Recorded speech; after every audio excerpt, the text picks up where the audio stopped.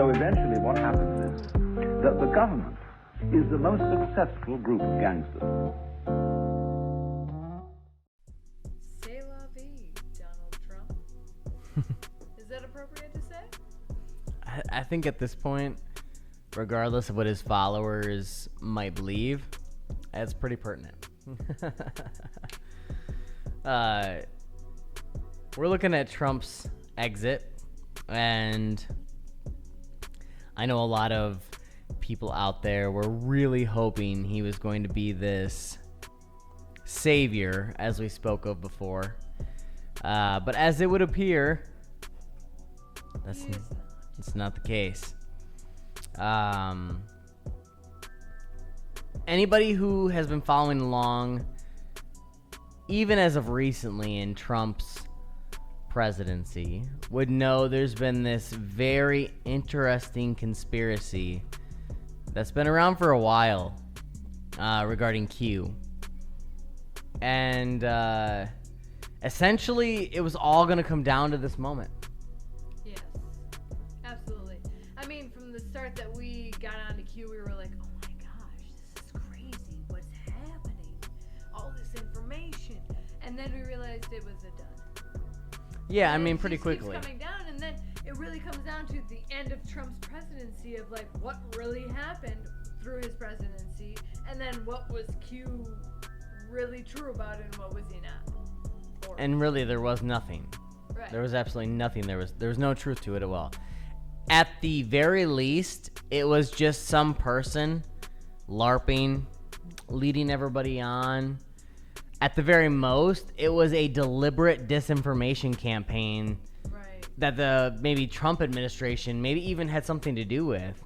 To feed a conspiracy. Right. To get distraction going. Well, and specifically even to make him look so much better than he really was. Right, because, I mean, let's face it, he was tied in legal wars and everything, so he was tied in all of this business of the state that he couldn't actually be president, and that's why he was robbed of his first 4 years of presidency.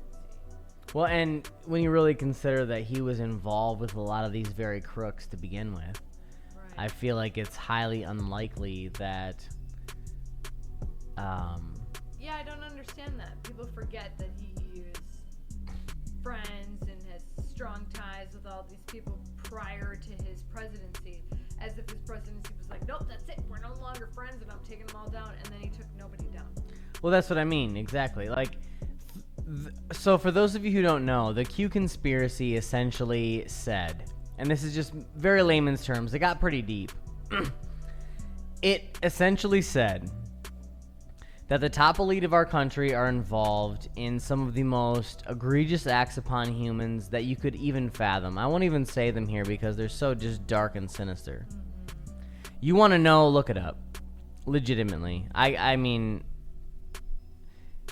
it's sick. If this level of evil is truly existing, it must be stopped. But 100%. Q exploited a lot of real breadcrumbs that exist that this might be a reality, and basically fabricated this web that Donald Trump was the one leading the charge of these supposed white hats in government, these supposed freedom lovers in government that were actually going to make a stand against this evil totalitarian power state that exists. The deep state, as Donald Trump called it even in 2000. The swamp. The deep state, the swamp. He said those words constantly throughout his 2016 election.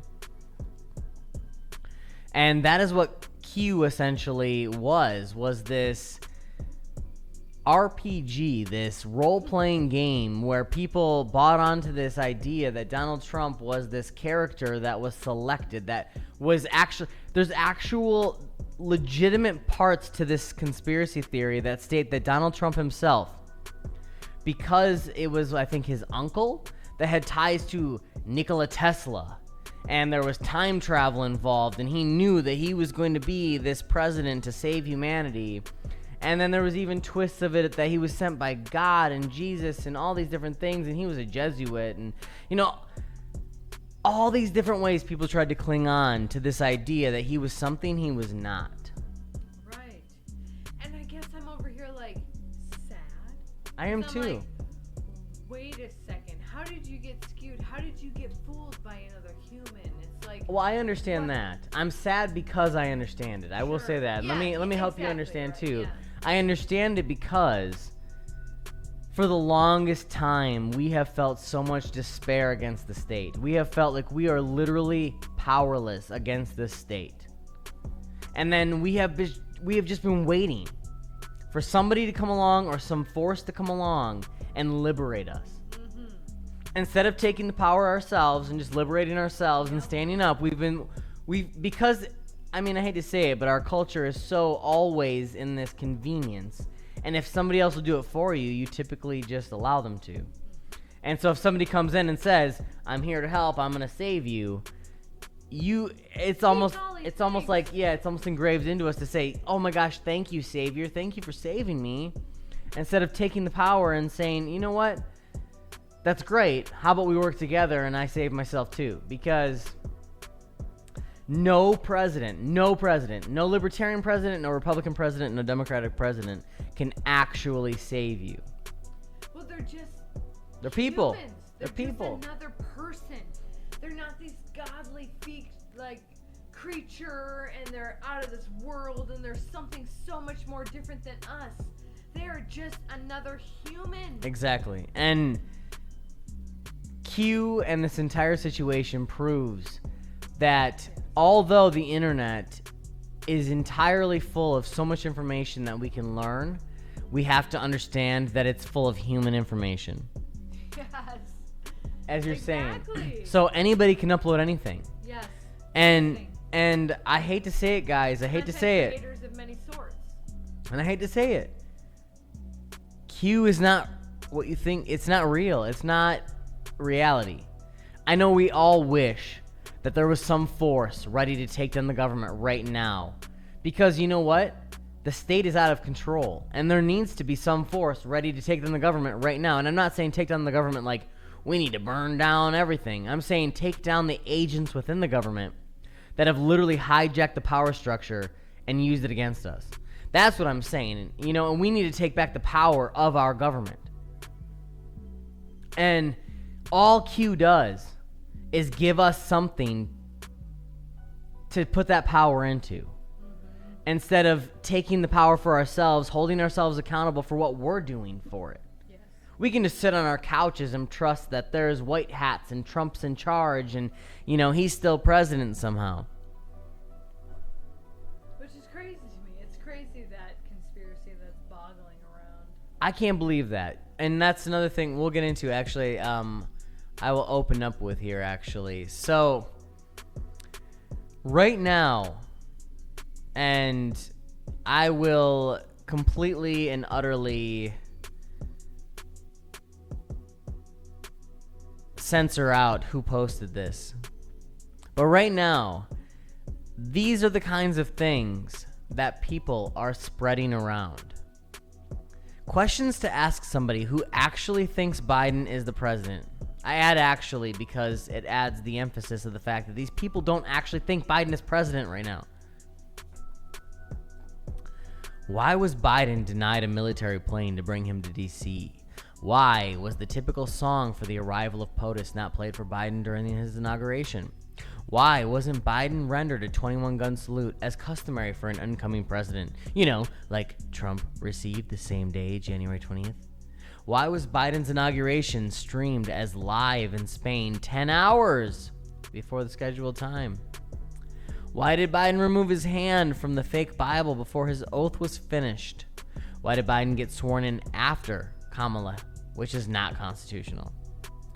Why did military turn their backs to Biden when he drove by them, rather than face and salute, which is an absolute requirement for service members? Why doesn't Biden seem to have the military launch codes near him, you know, like the ones pictured near Trump in Florida? Why is the Pentagon blocking access for members of Biden's administration? What in the F-bomb? what in the actual world are these people truly listening to?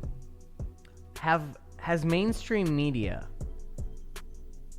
truly captivated people's cognitive reality so much that they cannot decipher what is being fed to them and what they are themselves digesting?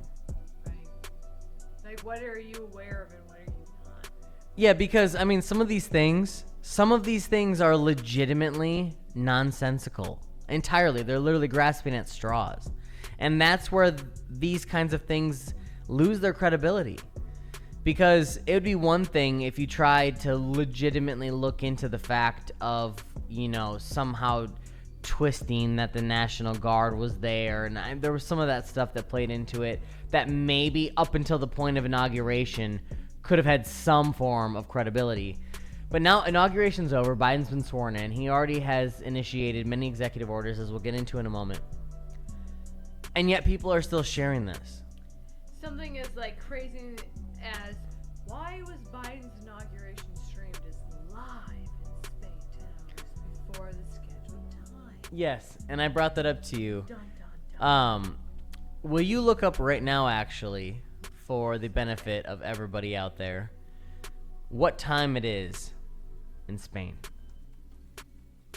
There are a couple other things in here as well, like why wasn't Biden rendered a 21-gun salute as customary for an incoming president, like Trump received the same day, January 20th. Now, I have not watched every single inauguration throughout all of history. I'm highly doubting the person who made this meme has either. I would like to do a little bit of research into whether that's actually a historical consistency or whether Trump himself was just very grandiose, because he was. He liked jets flying over. He liked fireworks. He did his 4th of July speech in front of Mount Rushmore.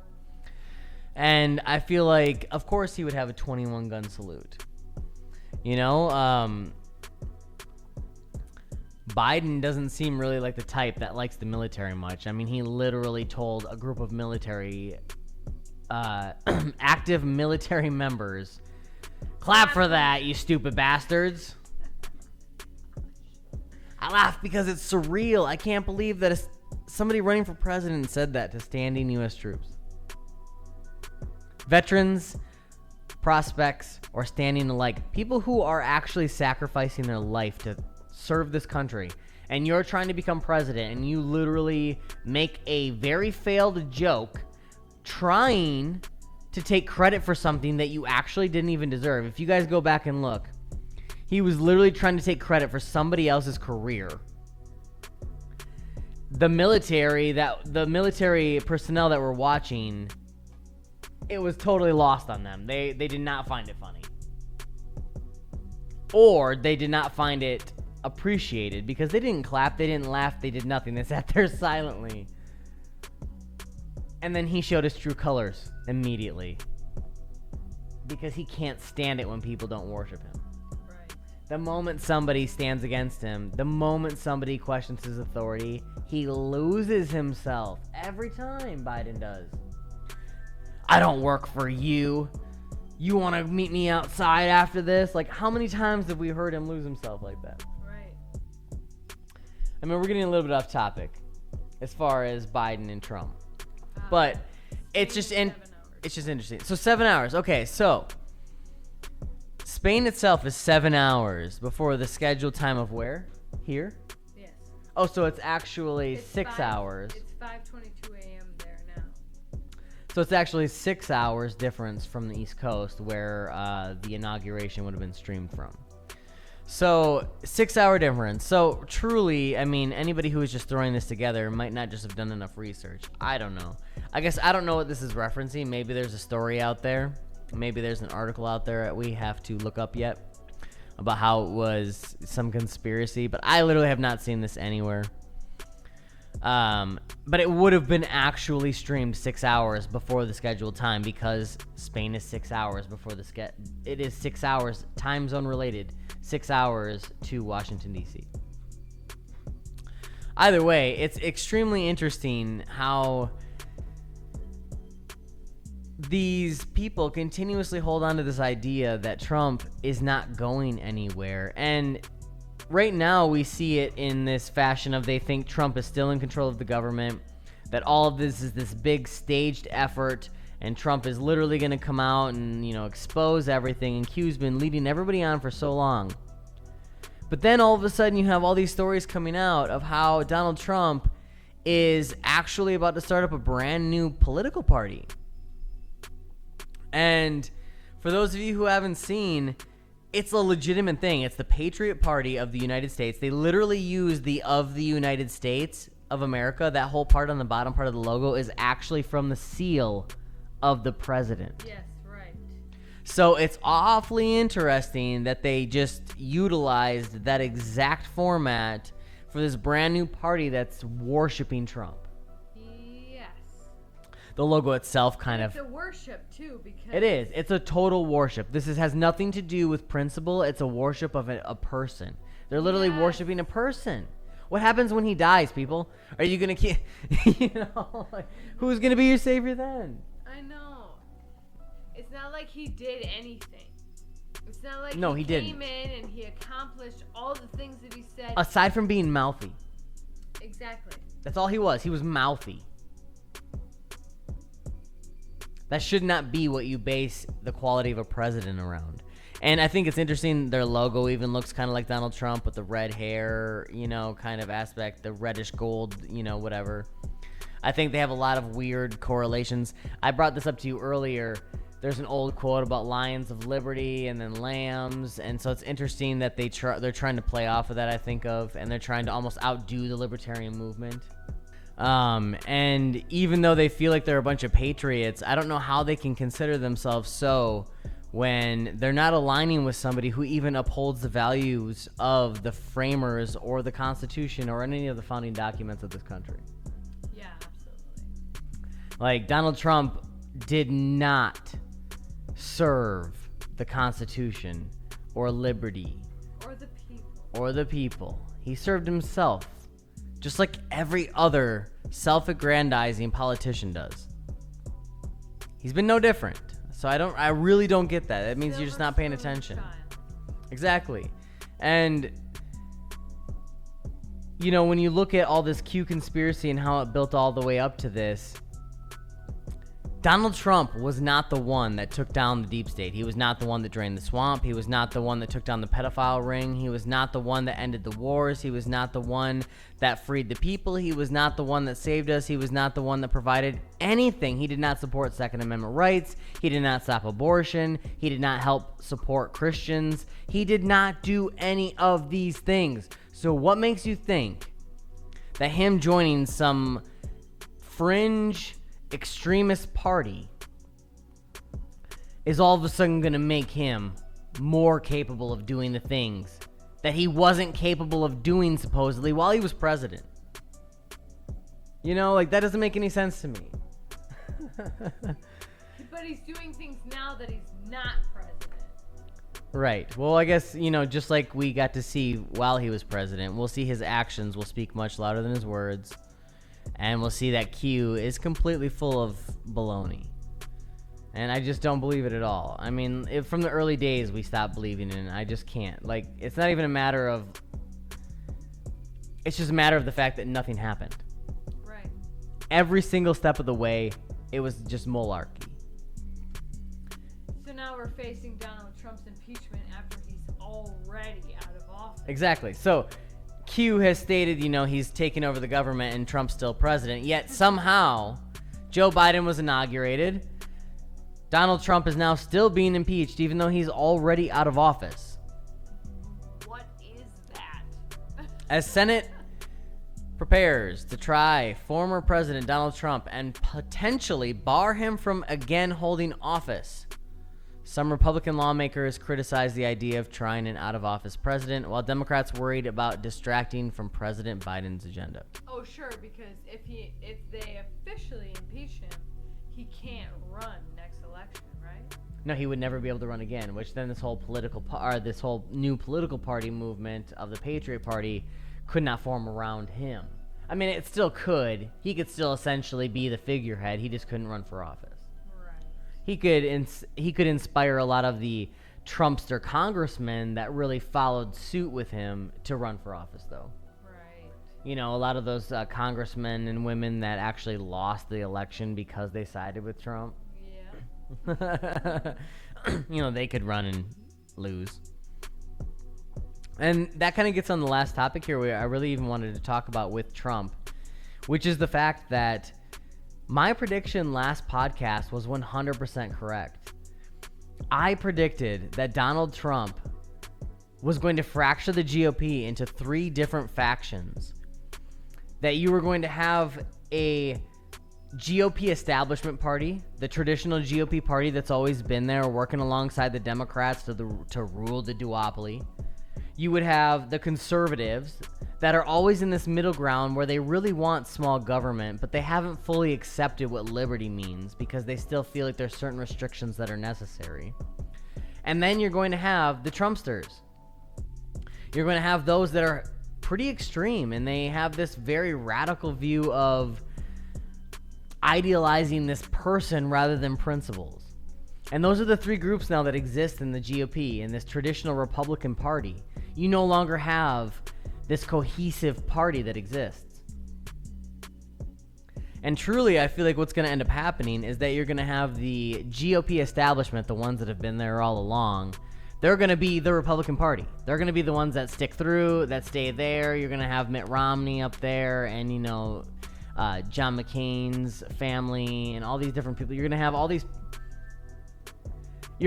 different people that have traditionally been in the Republican Party. They're going to stay there. But then you're going to have a huge group of people that are going to feel very alienated by those because they know their status, the establishment. But they're not extremists, so they will not agree, and they haven't agreed really with Trump this entire time. Right. They're too conservative to actually agree with Trump. And what I feel like this is the moment is where libertarians can kind of capitalize on that and teach these conservatives what liberty actually means. We understand that, you know, there are certain social issues that might feel a little uncomfortable to you. You know, that in your religious beliefs, your home beliefs, it's not something that jives with your style. We understand that as libertarians, it's your right to live whatever style of life you want. What liberty means is that we and others should also be able to live the style and quality of life that we so choose. 100%. And that we all should just agree and respect the fact that we don't have the same belief systems. And our belief systems should not control each other. Exactly. They should only really dictate our own control, our own life. If you feel so strongly about something, then you live it. You shouldn't try to control somebody else to live it too. As long as somebody else isn't harming anybody physically and trying and victimizing somebody in the process, then truly, there should be nobody that steps in and tells them they can or cannot live that way. Yeah, because nobody else knows how to live your best life. I mean, Exactly. Everybody's different.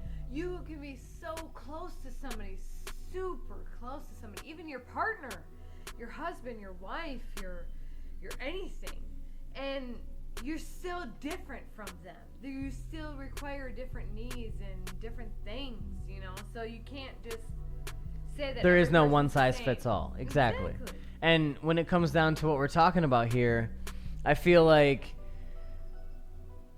the conservatives that are still in that middle ground are going to need to come to an understanding, and we need to help them come to an understanding that they can still hold their belief systems while also respecting the belief systems of others. Yes, 100%. And it does not take away from their belief system. 100%. Everybody can respect each other. And the Libertarian Party does offer a platform of small government, of religious freedom, of medical freedom, of educational freedom, of this general conservatism that actually I feel like most people truly do align with when it comes to the right. That I feel like it's easy for them to come over if they just let go of this inhibition of all the things they don't agree with of other people's lives. Right, exactly. I know, like, you know, a lot of people have issues with, you know, LGBTQ communities and Black Lives Matter and all of these different social issues that really play into things. And I feel like that's the moment where you just need to step back and understand it's my life, my choice. As long as the government isn't taking my money and giving it to them, I don't care. So truly, as we've talked about, I feel like it's a good thing that the GOP is having this moment of splintering at this time. You know, for libertarians, it's a moment we can capitalize on, and we can bring a lot of people into the party that truly do share a lot of ideals with us. And honestly, should have been in this party all along, but they felt like the GOP was the most viable vehicle for achieving small government and conservative values. And when I mean conservative values, I mean fiscal responsibility and, you know, religious and educational freedom, like I mentioned before. These are things, and small government, these are things that conservatives have typically cared about, just like how liberals have typically cared about freedom of speech, freedom of choice. And these are things that the Libertarian Party in and of itself actually has the core values of, and we don't play politics with. We don't use them to get elected and then just not follow through. We don't use them to say, well, but this situation, but not that situation. It's all your freedoms all the time. Yes. And at this point in time, the GOP is done. It's gone. There will be a Republican Party. It's going to be a fraction of the size that it once was. I just feel like it's extremely important right now that we fully understand that the splintering of the Republican Party is a fantastic thing because it offers the opportunity for so much growth in the libertarian movement for all of these conservative thinkers that truly do believe in liberty at the core. But it also provides this very dangerous situation where the left as a whole is capable of organizing in a way that is dang near unstoppable. Because even though the left has a lot of different varying factions amongst it, you have the far socialist left, you have the more centrist, establishment left, and then you even have the classical liberals that exist on the left that truly believe in like freedom of speech and everything else, but they also believe in social issues and things along those lines.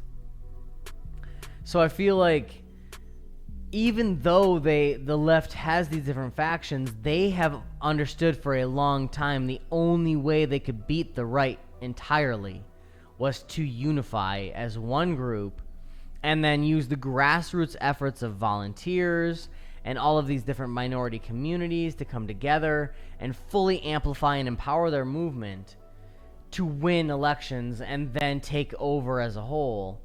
And at this moment, we now have the Republican Party completely frayed and splintered, offering absolutely no opposing force whatsoever to this leftism that's now taking over. And even though there are certain aspects of it that are classical liberal when it comes to social justice, a lot of those classical liberal principles are gone. Freedom of speech is gone. The left no longer even believes in that. They don't care. They want to control the narrative. They don't want freedom of speech. And we're living in a very dangerous time for that. So I feel like if the GOP is done, which it is, Donald Trump put the final nail in that coffin, then we need to rally behind the true Liberty Party that can offer up the resistance, the alternative against this leftism, against this authoritarianism that has truly been running rampant for 2 centuries. But we now have the very unique opportunity to actually do something about it. And right now, all over the place, you see the splintering taking place. You see things like this, articles being written. I'm a Republican. I'm not interested in Trump's Patriot Party. This is the splintering that's taking place. You have certain groups, certain factions that are going to be breaking apart, and the Republican Party has been massively weakened. And I don't think they're actually going to survive it. I think anybody who thinks they are is foolish. There's going to be a Republican Party, like I just said, but it will not be strong enough to win elections. Yeah. We will have Democrats winning elections consistently from here on out unless we actually rally behind a movement that is principled enough to attract non-voters, independents, conservatives, classical liberals, libertarians, anarchists, voluntarists, minarchists. All of these groups can join together under the libertarian banner and actually flip the state. We are the party of the people. Yes, but that's what I mean, like The outcasts of the people. state. Exactly. Yes. Exactly. And speaking of state, well, that's a very, very proper segue into the conversation of the greatest display of the state that we get to see every 4 years, which is Biden's inauguration. I mean, I guess I shouldn't say every 4 years it's Biden's inauguration, but every 4 years we get a new inauguration, a new king, statist leader to worship on all public television broadcasts. Nadia, you didn't really get to see all of the inauguration, but you saw bits and pieces. What was your reaction? I mean, just, it's quite interesting. Like, I saw that Biden, for the most part, had his head on straight, which has been not consistent through his entire election cycle. I mean, the 90% of his election cycle was pretty much and so so with that, it was just very interesting that he was on point. I don't know if he had somebody in his ear feeding him a line before he said it, or if he was medicated really well and so he was able to stay on speech. Either way, it was very interesting. It seemed so stale and empty because of COVID and you couldn't have people there, so it was a bunch of flags and... Well, and stale and empty also in the fact Biden's words, listening back, I had listened to it the first time and I was like slightly impressed because he was able to actually make intelligible sentences. But then the second time when you were listening to it tonight, I listened back again and I started realizing the entire speech was so shallow. Sure. There was a lot of fluff, just a lot of extra that, sure, that'd be cool if you actually had policies that matched it. But you don't, so they're just words. Do you think it was because the first time you heard the inauguration was the day of the inauguration? It was. You're It was in the feeling all moment. the It was live. empowerment of it. And Well, then you started seeing what he was using his power for. It wasn't the empowerment of it. That's not it at all. Truly. It was just the I was literally impressed that he was actually able to get through like a 20-minute speech without fumbling, without stuttering, without, losing track of where he was. Like, how did he memorize that? When we saw him on the campaign trail, it was a completely different Biden. Yes. Conspiracy theories aside, it was just interesting, and I was in the moment caught up and impressed by the fact that he was able to get through that, and it was a as far as message, it was a good speech. Whoever wrote it, like I told you, whoever wrote it was on point. They knew exactly what Biden needed to say in that moment. That doesn't mean, however, that I believe that he actually will implement anything he said in that speech. And the things he will implement will not get done what he said in his inauguration. It'll have the opposite effect. Because anytime government gets involved, that's exactly what happens. It has the opposite effect of what was meant to happen. So right now, we have a lot of stories going around after Biden's inauguration. It's a whole new world out there, We've got a whole situation unfolding where the National Guard is now leaving the Capitol. The threat is over, right? And the governors are the ones that actually have been returning. They've been retrieving their National Guard members out of D.C. Republican governors of New Hampshire, Florida, Texas, and Montana will all be recalling their guardsmen from the Capitol. Some 7,000 will remain in D.C. through February 6th. Why? That's 1 exact month after the insurgency. So, I think them putting it public that it's February 6th, that's something like that they're going to infiltrate February 7th. I mean, I think it's hilarious when they do things like this. It's like telling people they can't, they have to wear a mask to get into a restaurant until they sit at their table. Exactly. You know, it just seems arbitrary. It doesn't. Well, February 6th is the day there's no longer a threat to the national capital. You know, like, come on. February 5th, they'll extend that another month. Well, to me, either yes, that is the truth, and then we will just get accustomed to the fact that there are just troops in the capital forever, Yep. and they just defend the capital forever. Yep. Or we'll all just go about our daily business. We'll all just go about our daily business like this never happened, and it'll just be another election cycle down. So another story that's coming out that's a little bit more poignant to the situation above all else as far as Biden's inauguration is the massive amount of impact in such a short amount of time that he has already had as president. Yes. You mean his 30 executive orders? Yeah, started out as 17, now 30 executive orders and actions Biden has signed in his first 3 days in office. So we kind of wanted to go through this a little bit because it's extremely important to understand as every single president comes in. And if we would have been having a podcast during Trump's presidency, we would have been here every single step of the way outlining this as well. The president was never, ever designated in any way, shape, or form or formulated to have this kind of position. The executive power should not exist in this way. Yes. I also think it's pretty hilarious that all of the news that was going on about Joe Biden's executive orders were to reverse all the Trump administration policies. And you know what that made up? A third of Joe Biden's executive orders. Exactly. Only a third. Yeah, 10 out of 30. So, January 22nd, 2 days after he was inaugurated, topic and economy. Restores collective bargaining power and worker protections for federal workers and lays the foundation for a $15 minimum wage. We could go on and on and on for probably hours about... I'm sure that'll be its own single podcast. Yeah, in fact, we should do that. We should do an entire podcast where we discuss the minimum wage because we have a lot to say about the minimum wage, as most libertarians do and understand.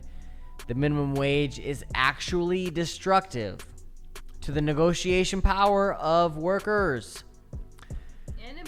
And employers. And it actually eliminates a number of people, including mostly people of color and those in impoverished conditions, from entering the workforce. So, we'll get on topic of that again, but that's his number one. Requires masks wearing in airports, on certain modes of transportation, including many trains, airplanes, maritime vessels, and intercity buses. International travelers must provide proof of a negative COVID test 19 prior to coming to the U.S. If that isn't foreshadowing to what is to come, I don't know what is. People, you better start stocking up on your fake vaccination COVID records now. And this goes on and on and on. There are so many of these executive orders that he has come in and just entirely directed with his pen and paper, as every other modern dictator in our presidency has. And I feel like it's just another example of how we cannot trust the power in the hands of these authoritarians. The moment they get into office, they just bend the will of the state to their desire. He rejoined the Paris Climate Accord. He canceled the Keystone Pipeline. He rescinded Trump's administration's 1776 Commission, directed agencies to review their actions and ensure racial equity. He required non-citizens to be included in the census and appointment of congressional representatives. It's just like the left gets in, they pass their agenda. The right gets in, they pass their agenda. How did we get to this point where there is nothing? The government is completely deducted down to nothing more than just agenda. Yeah, and they separate state from people. Exactly. People are no longer represented in any longer. At all, in any way, shape, or form. And they keep showing themselves. The more and more the stunts they pull, this crap with John Brennan and everything, like, you know, we're taking everybody who's against the state, everybody who's against us, you're going down. Exactly, and we'll get into that John Brennan in just a moment. One little final thing I wanted to kind of touch on with the whole Biden inauguration. There's actually two very important topics that I wanted to touch on. You just brought up, like, they are no longer representative of the people. Biden got elected, and he was supposed to come in and represent the people of America. The people have been struggling this entire time. At least that's what I feel like the people that voted for him did so. And yet we have stories like this. Mexican leader says Biden offers $4 billion of American taxpayer money to Central America. But why? And, you know, just before the election, everybody was debating stimulus. Just after the election, everybody was debating stimulus. And one of the number one things that came up was the frustration that out of everything, so many billions of dollars was going to foreign countries instead of America that was struggling during this time. For many different reasons. Exactly. They could have used, if their government was in place, they could have used their said government to help them out of a crazy situation as like COVID 2020. Well, and it was the government that put them there to begin with. Yes. COVID itself did not tell people to shut their businesses. It did not tell people that they couldn't involve their... It did not tell people that they could not enjoy their family members. COVID was not the thing that shut down our world. It was the governments deciding this extreme policy making that did. And I really feel like it's very telling now that you have Joe Biden elected not even 2 days in, and you have so many drastic maneuvers taking place. I think it's absolutely insane that we're not even 2 days in and we already have an attack in Iraq of all places. Back to the Middle East again we go, right? 32 killed as first suicide bombing in nearly 2 years rocks Baghdad, Iraq. And I think it's just crazy, you know. I mean, what is the deal with the war? I don't understand the thrill behind killing people. I just don't get it. And unfortunately, there's always war being waged on this planet somewhere. It's almost inevitable because you always have opportunists who want to take over governments.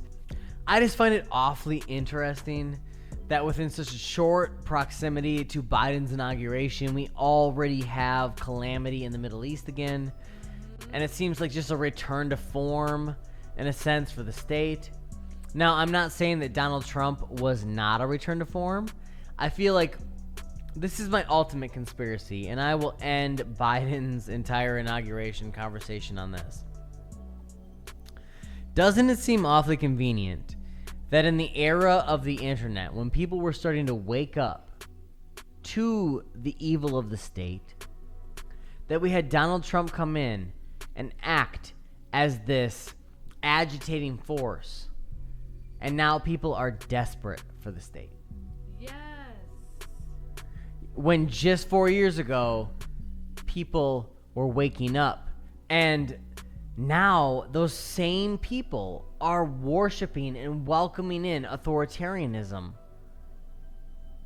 And it seems like Donald Trump was almost a catalyst for that. Yeah, was he a player or an innocent bystander? I can't make that determination. I could have a lot of assumptions, Right. but I truly can't make that determination. All I can determine is that he was an agitator. Yes, 100%. And the state... That's something you can't deny either. Any Absolutely. Trump supporter, any outside bystander, you cannot deny that Trump did not insinuate all of this crazy and agitation and aggression, division. Yep. Absolutely. Just poke the bear. And whether the state planted him or used him is completely unnecessary to discuss. Yes. The true thing we need to be getting down to the nuts and bolts of is the fact that they literally subverted our rebellion.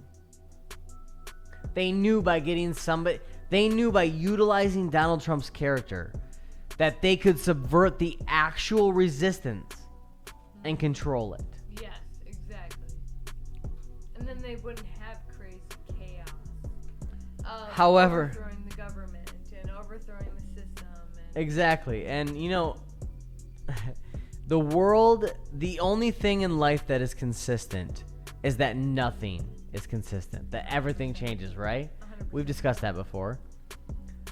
And you just mentioned that, like, they did all of this to prevent the riots, to prevent the calamity, to prevent the chaos.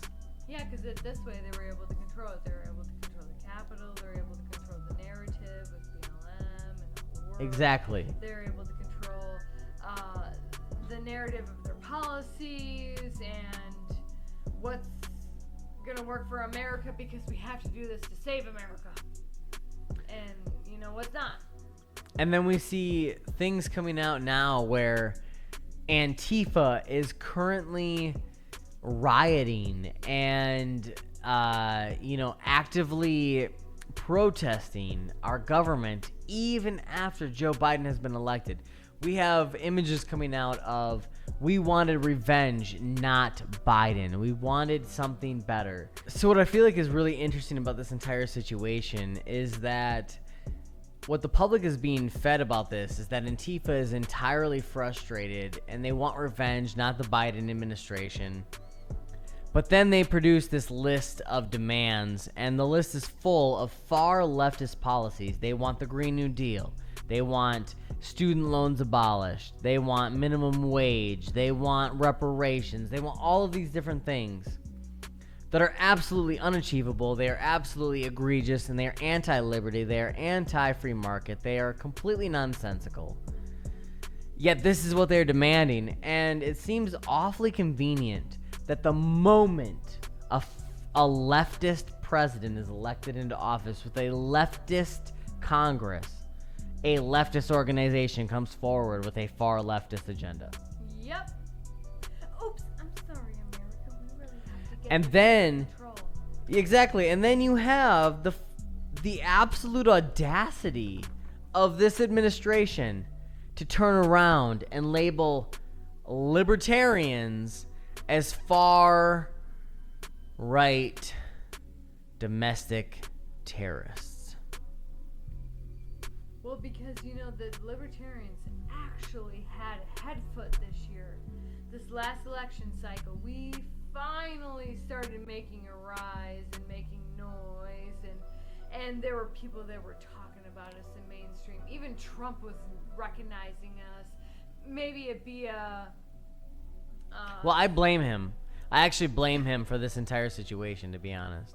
Brennan was back on MSNBC yesterday contending that American intelligence agencies are moving in laser-like fashion to try and uncover as much as they can about the pro-Trump insurgency that harbors religious extremists, authoritarians, fascists, bigots, racists, nativists, and even libertarians. And as I stated to you, I feel like it's awfully convenient that the weeks leading up to the election, Donald Trump was all about trying to convince everybody that he was libertarian. Yep. He had Rand Paul. He had literally like interviews where he broke down that, well, I'm a little bit libertarian and I feel this way. He was not in any way, shape, or form libertarian. Why was he saying that? And I feel like it's oddly convenient that now after he's gone, we are now being pegged as domestic terrorists. And that's where I come down to this, and I said this earlier, the only way we can navigate this, the only way we can come through this, proving them wrong, is helping the everyday person understand the non-aggression principle. Yeah. And how much the libertarians align with that principle at the core of everything. I will not use force, coercion, violence, or the like to try to control the lives of anybody else, politically or personally. And that is what the non-aggression principle states. We as libertarians will not storm the Capitol. I understand the Capitol is lost. I would protect myself, my family, my self-preservation. I believe in self-defense. I believe in your ability to protect yourself with whatever means necessary. I don't believe in feeding into the ability of the state to take control through drastic measures of legislation and executive control. And that's where I feel like a lot of people go wrong. They keep playing into this violence. And Martin Luther King Jr., recently we went through Martin Luther King Jr. Day. He understood something that I think a lot of people really have a hard time grasping, which is that the power of non-violent assembly is far greater than that of aggressive assembly. So ultimately, I know with all of this talk with Brennan, considering even libertarians grouped in with this insurgency and what they're now going to be tagging as domestic terrorists, it's a very interesting new world for libertarians to exist in. I'm very interested to know, how do you think that libertarians can really start to shift public opinion and help people understand what libertarians truly are all about? Well, I think we just have to continue our efforts and grow them as we are. I mean, we work locally. We are built off the principle of voluntarism. We are strong with our communities. We build everybody up and build things out internally. It's just what we are. Libertarians are internally growth. And so I think if we just focus all of our efforts on our affiliate building, our community building, then we will rise against all of our trials and tribulations. Yeah, that is a very good point. I feel like affiliates as a term is really just local people stepping up and creating an organized grassroots effort to make some change in their local communities. Your civil duty to your local community. And as our affiliate has been doing, we've been talking about all these different things that we can be doing here in Door County. We really want to make a difference. We want to find all the different areas where people are seeking voluntary efforts to help boost the things we care about, like families and businesses, prosperity, freedom, liberty, growth, arts, all the things that we care about in our personal life. Those are the things that we in our communities should be stepping up, volunteering for. And as an affiliate for the Libertarian Party, it's almost like our duty to really be leading the charge and helping other people understand how important that is. And, it's extremely important that we have leaders to look towards, people who are taking charge and leading the way, blazing the path, so to speak, where we can look towards them and say, they are making a difference by just one incremental change at a time. We're working really closely alongside Jacob Vandenplas. He is running for Congress here in District 8. And quite honestly, I could not picture a better person to represent all of the people that have been struggling here in District 8, all the people who have been hopeful that maybe we could have some prosperity returned to this community that once was thriving in all these different ways: tourism, lumber, industry, farming, all these different areas, manufacturing, shipyards. District 8 is full of so many different industries from all the different areas of it. We can have a return to prosperity if we just get the government out of the way. And Jake offers that voice for District 8. He will step up. And I feel like so many people will resonate with his message. We've been working really closely alongside of him to try and display that message as clearly and concisely as we possibly can. You can go to jakeliberty2022.com to see all of his platform information, his background, anything you need to know about him as a candidate and as a human being in general can be found on that website. In the next coming days, we are actually going to be uploading a Q&A session that we just went through with him, so you can get an up-close and personal feel for his personal life and local and state politics, as well as even on the national level. And of course, don't forget that you can always keep up to date on all of our most recent information at doorco4liberty.org, where we have brand new news stories, Candidates Corner, where you can stay up to date on all of our local efforts to support the local campaigns. And as always, we hope you live your life and love your liberty. and we'll see you next time. Adios.